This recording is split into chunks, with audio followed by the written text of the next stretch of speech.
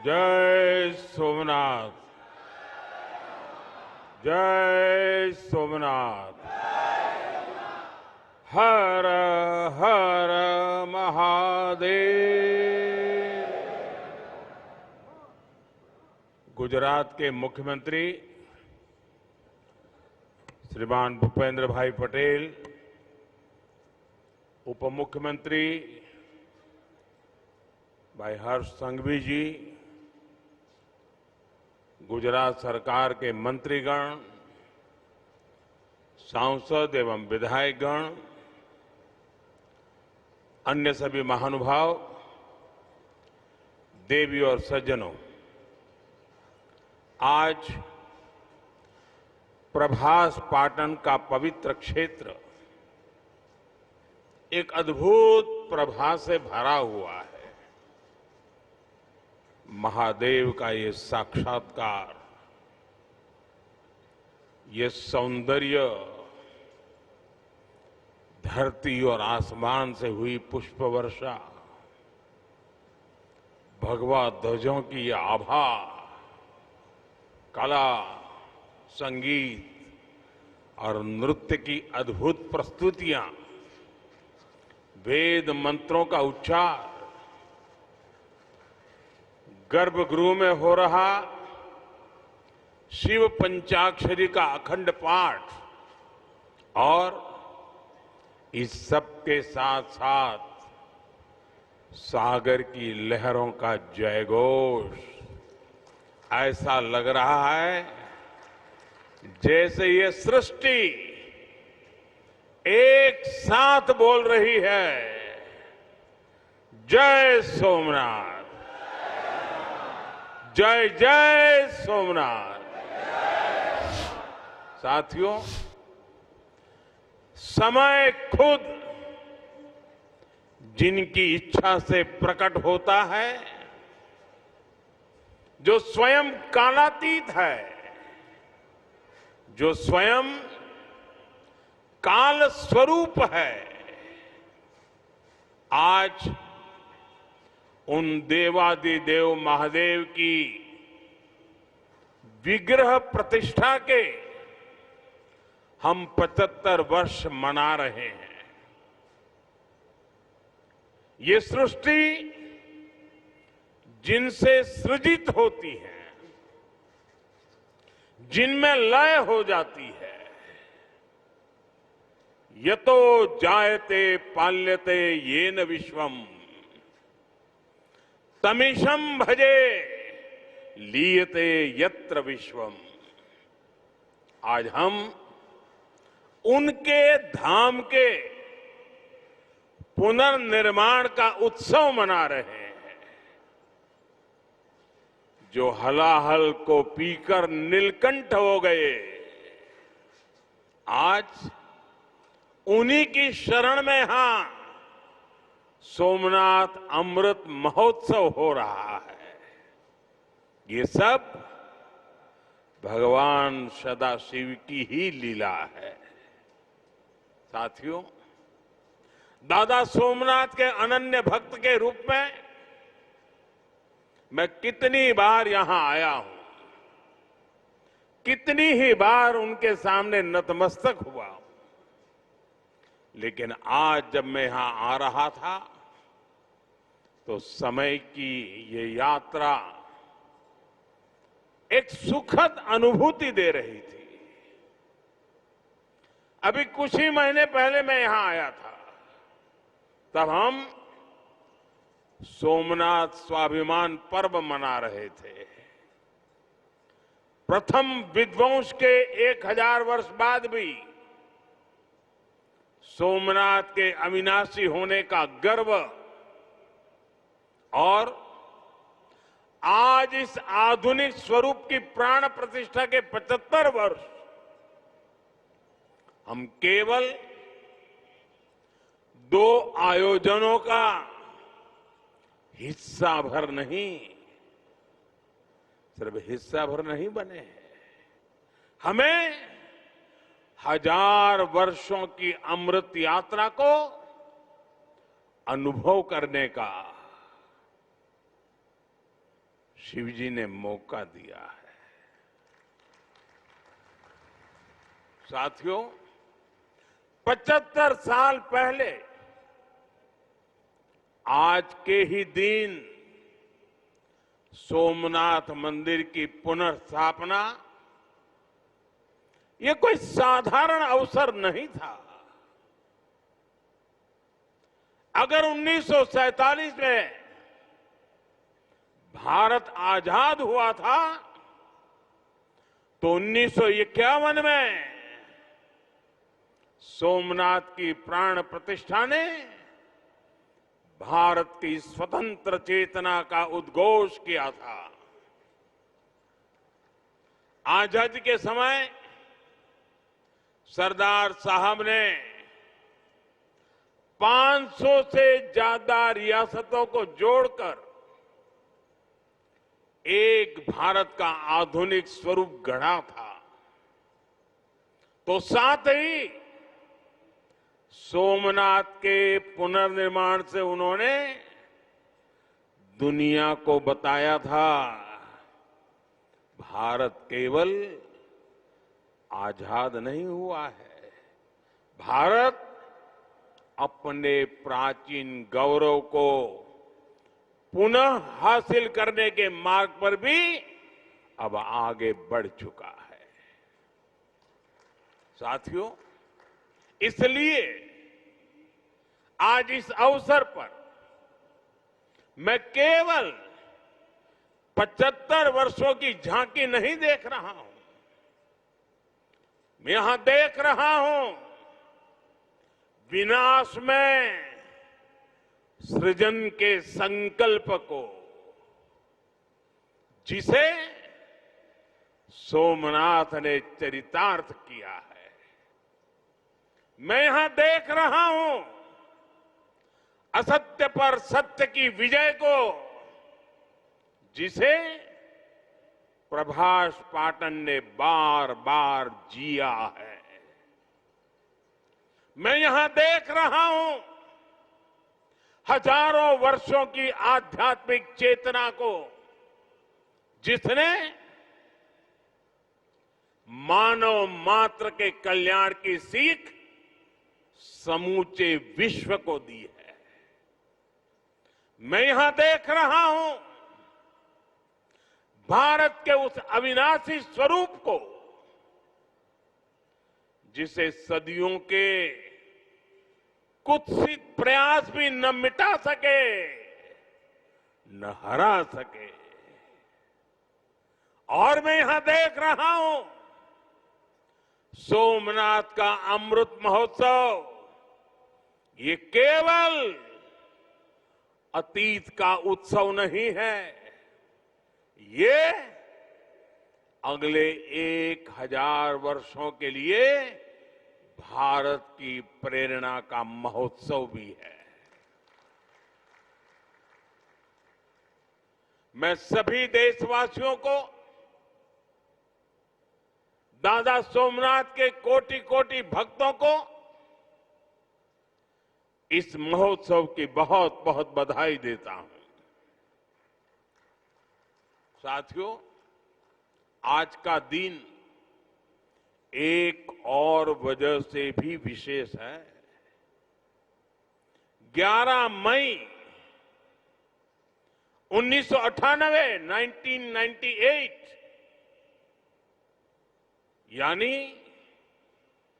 आज के ही दिन देश ने पोखरण में परमाणु परीक्षण किया था।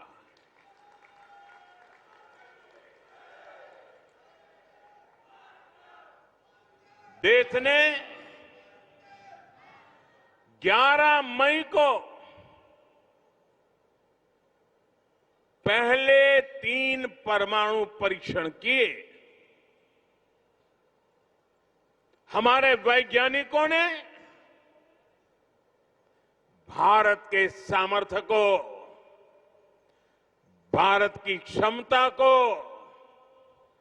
वैज्ञानिकों ने दुनिया के सामने रखा। दुनिया में तूफान आ गया।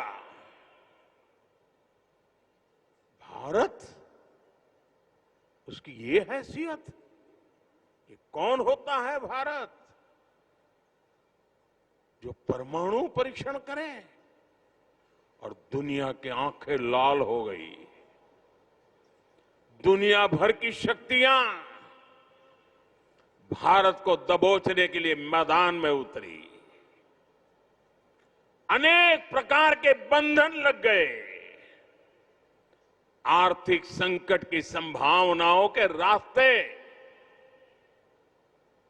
सारे के सारे बंद कर दिए गए। कोई भी हिल जाता। जब दुनिया भर की बड़ी बड़ी शक्तियां इतना बड़ा आक्रमण कर दें तो आगे के रास्ते दिखते नहीं है। लेकिन हम कोई और मिट्टी के बने हुए हैं। 11 मई के बाद दुनिया हम पर टूट पड़ी थी। 11 मई को वैज्ञानिकों ने अपना काम कर लिया था, लेकिन 13 मई को फिर 2 और परमाणु परीक्षण हुए। उससे दुनिया को पता चला था कि भारत की राजनीतिक इच्छा शक्ति कितनी अटल है। उस समय पूरी दुनिया का दबाव भारत पर था, लेकिन अटल जी के नेतृत्व में बीजेपी सरकार ने दिखाया था कि हमारे लिए राष्ट्र प्रथम है। दुनिया की कोई ताकत भारत को झुका नहीं सकती, दबाव में नहीं ला सकती। साथियों, देश ने पोखरण परमाणु परीक्षण को ऑपरेशन शक्ति नाम दिया था, क्योंकि शिव के साथ शक्ति की आराधना ये हमारी परंपरा रही है। अर्धनारीश्वर शिव स्वयं भी शक्ति के साथ ही पूर्ण होते हैं। आपको याद होगा, जब देश का मिशन चंद्रयान सफल हुआ था, तब चंद्रमा पर जहां भारत का रोवर लैंड हुआ, उस जगह का नाम भी हमने शिव शक्ति पॉइंट रखा है, क्योंकि हमारी आस्था में चंद्रमा शिव से जुड़ा है और शिव शक्ति से जुड़े हैं। और ये कितना सुखद है कि चंद्रमा के नाम से ही इस ज्योतिर्लिंग को हम सोमनाथ कहते हैं। साथियों, शिव और शक्ति की हमारी आराधना का जो विचार है, वो देश की वैज्ञानिक प्रगति के लिए भी प्रेरणा बने। आज हम ये संकल्प साकार होते देख रहे हैं। मैं इस अवसर पर भगवान सोमनाथ के चरणों से सभी देशवासियों को ऑपरेशन शक्ति की वर्षगांठ की भी बधाई देता हूं। साथियों, जब मैं पिछली बार यहां आया था, तब मैंने कहा था, जिसके नाम में ही सोम अर्थात अमृत जुड़ा हो, उसे नष्ट कौन कर सकता है। इतिहास के लंबे कालखंड में इस मंदिर ने कितने ही आक्रमण झेले। महमूद गजनवी, अलाउद्दीन खिलजी जैसे अनेक आक्रांत आए,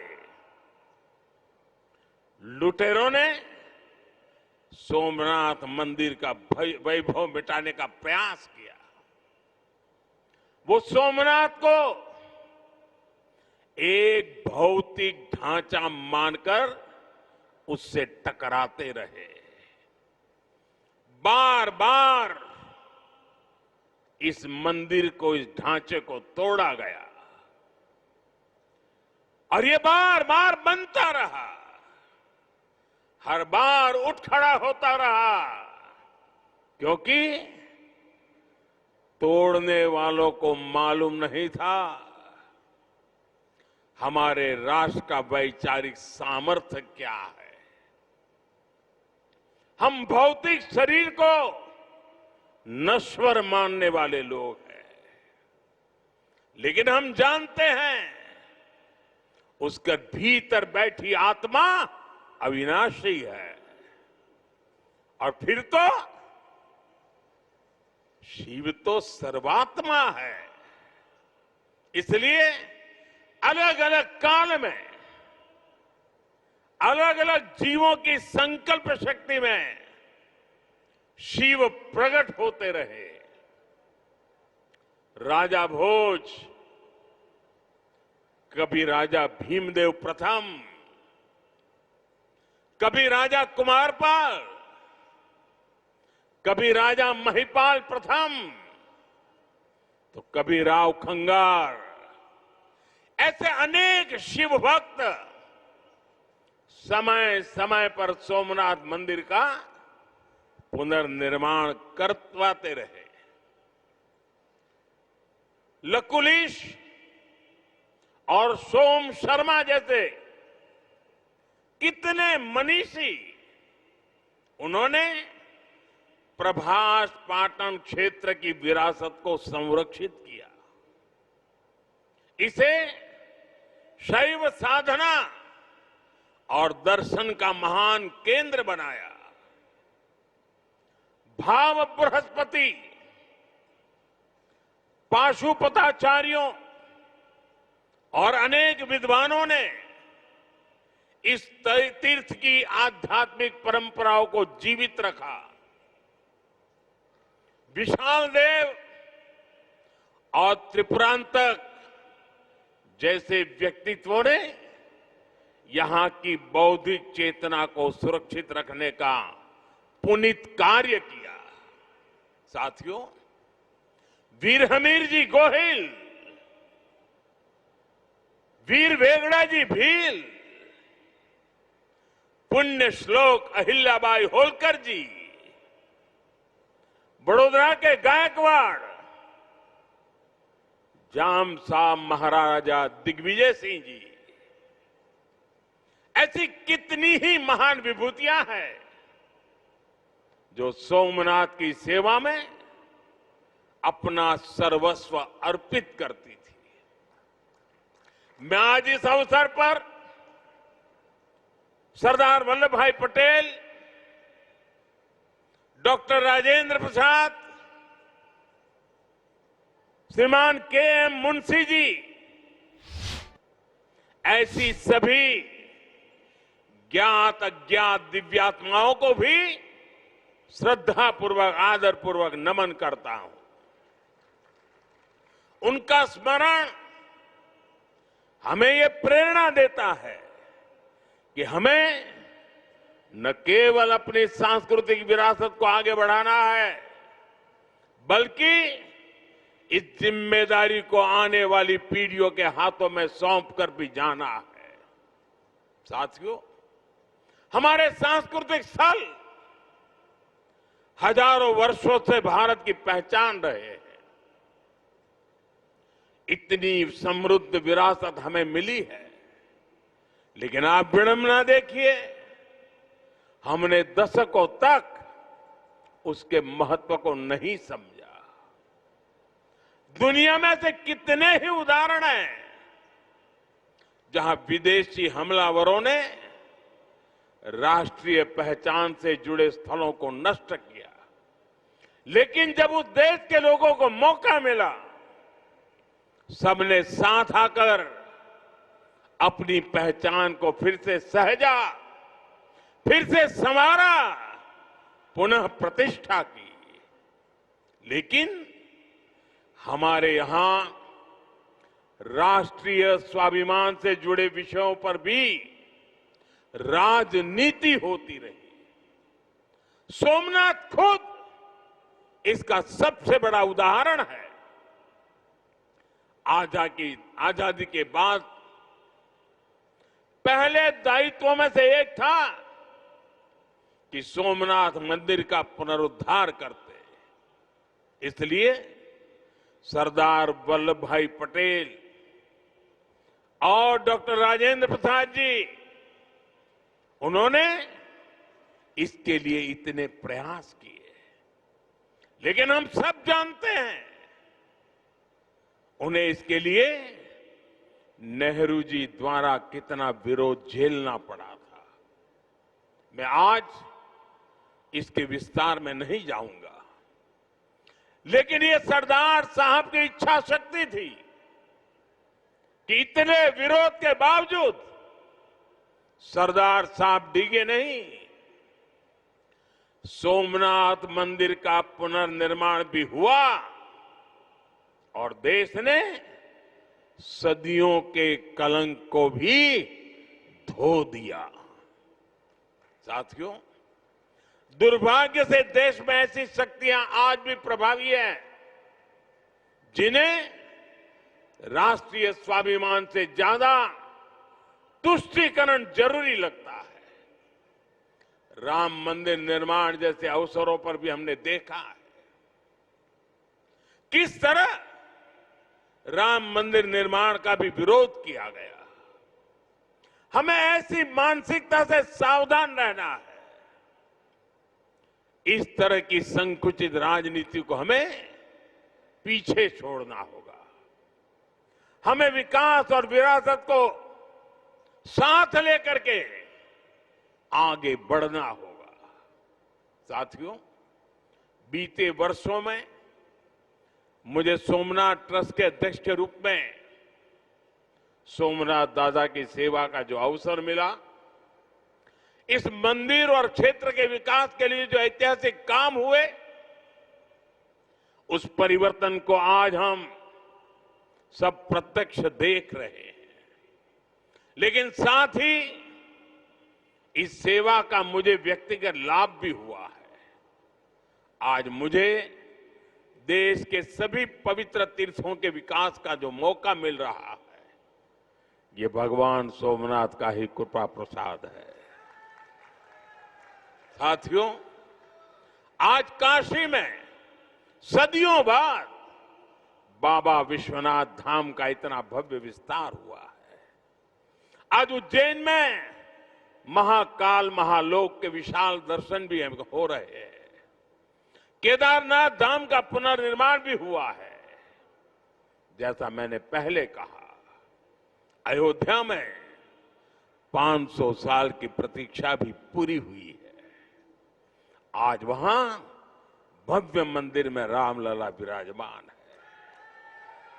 साथियों, ऐसे कितने ही पवित्र तीर्थ, पवित्र मठ, मंदिर और क्षेत्र, उनकी जो महिमा हमने पुराणों में सुनी है, आज वहां हमें उस समृद्ध परंपरा के दर्शन होने लगे हैं। और ये इतना कुछ 10-12 साल के भीतर भीतर हुआ है। साथियों, हमारे सांस्कृतिक केंद्रों की उपेक्षा देश के विकास में बड़ी बाधा रही है, क्योंकि हमारे तीर्थ भारत की आध्यात्मिक सामाजिक व्यवस्था के केंद्र तो है ही, वो देश की आर्थिक प्रगति के भी स्रोत रहे हैं। आज आप देखिए, 4 धाम महामार्ग परियोजना, गोविंद घाट से हेमकुंड साहिब तक रोपवे परियोजना, करतारपुर कॉरिडोर, बौद्ध सर्किट का विकास, इनके जरिए देश में तीर्थ क्षेत्रों में आर्थिक गतिविधियां बढ़ी हैं। सोमनाथ परिसर भी इसका एक सशक्त उदाहरण है। आज सोमनाथ मंदिर ट्रस्ट से सैकड़ों परिवार जुड़े हैं। हजारों लोगों का जीवन इस क्षेत्र से जुड़ा हुआ है। देश दुनिया के कोने कोने से जो लोग यहां आते हैं वो गुजरात के बाकी हिस्सों में भी जाते हैं। इससे प्रदेश और देश में प्रगति के नए द्वार खुलते हैं।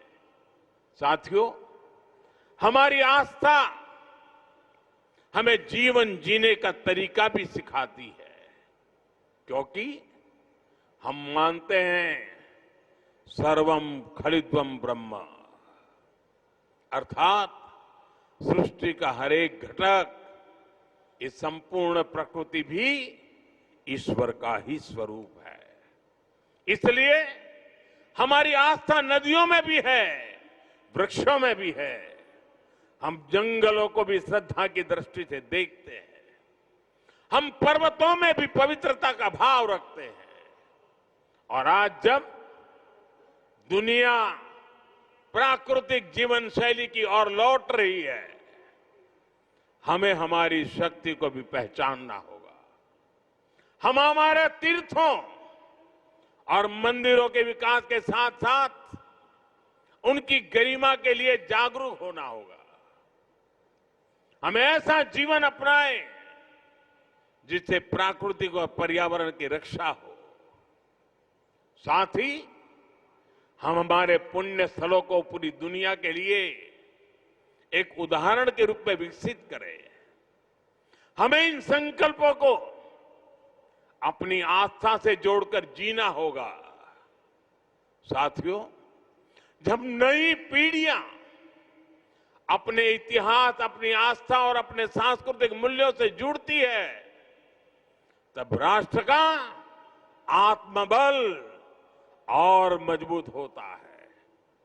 आज भारत जिस आत्मविश्वास के साथ आगे बढ़ रहा है, उसमें हमारी सांस्कृतिक निरंतरता की भी बहुत बड़ी भूमिका है। आधुनिक और विरासत, आधुनिकता हो या विरासत हो, भारत में इसे कोई अलग नहीं कर सकता। भारत में एक दूसरे के विरोधी नहीं है। ये साथ साथ आगे बढ़ने वाली शक्तियां हैं, एक दूसरे में प्राण पूरने वाली शक्तियां हैं। सोमनाथ हमें याद दिलाता है कि कोई भी राष्ट्र तभी लंबे समय तक मजबूत रह सकता है जब वो अपनी जड़ों से जुड़ा रहे, जब वो अपनी विरासत को आने वाली पीढ़ियों तक उसी श्रद्धा और विश्वास के साथ उनके हाथों में सुपुर्द करे। 75 वर्ष पहले जब